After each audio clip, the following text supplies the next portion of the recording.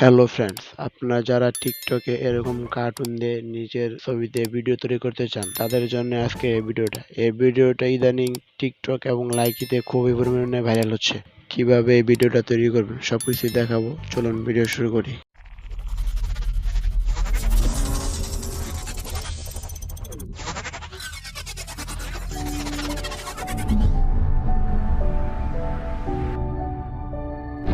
আমরা ক্যাপকাট অ্যাপসে চলে আসার পর প্লাস আইকনে ক্লিক করব। প্লাস আইকনে ক্লিক করার পর কার্টুনের ভিডিওটা সিলেক্ট করবেন।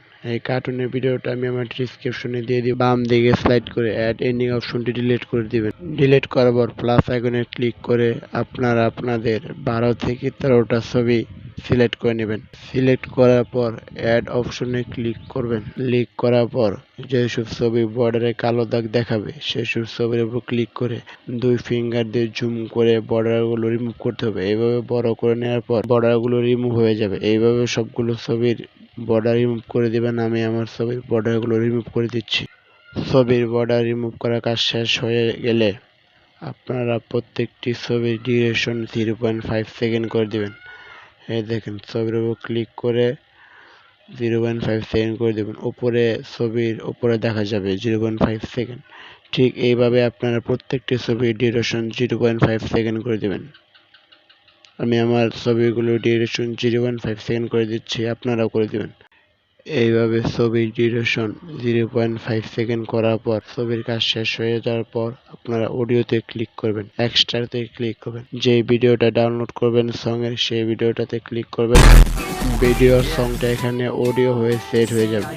এরপর আমরা ছবির উপর ক্লিক করে অ্যানিমেশনে ক্লিক করব। এরপর আমরা কম্বোতে ক্লিক করব। ক্লিক করার বাম দিকে স্লাইড করে পেন্ডুলাম 1 এবং পেন্ডুলাম 2 নামে দুইটা অপশন দেখতে পারবো। প্রথম ছবির উপর পেন্ডুলাম 1 দিব, দ্বিতীয় ছবির উপর পেন্ডুলাম 2, আবার তারপরের ছবির উপর পেন্ডুলাম 1, তারপরের ছবির উপর পেন্ডুলাম 2।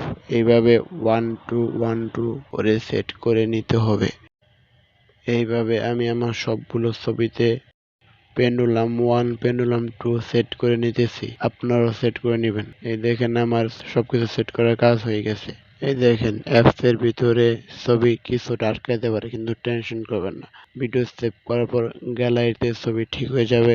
গ্যালারিতে ভিডিও আর আটকিবে না। ভিডিও সেভ করার জন্য উপরে তীর চিহ্নে ক্লিক করার পর এক্সপোর্টে ক্লিক করলে ভিডিও অটোমেটিক সেভ হয়ে যাবে। ভিডিওটি ভালো লাগলে অবশ্যই একটি লাইক, একটি কমেন্ট, একটি শেয়ার ও একটি সাবস্ক্রাইব করতে ভুলবেন না।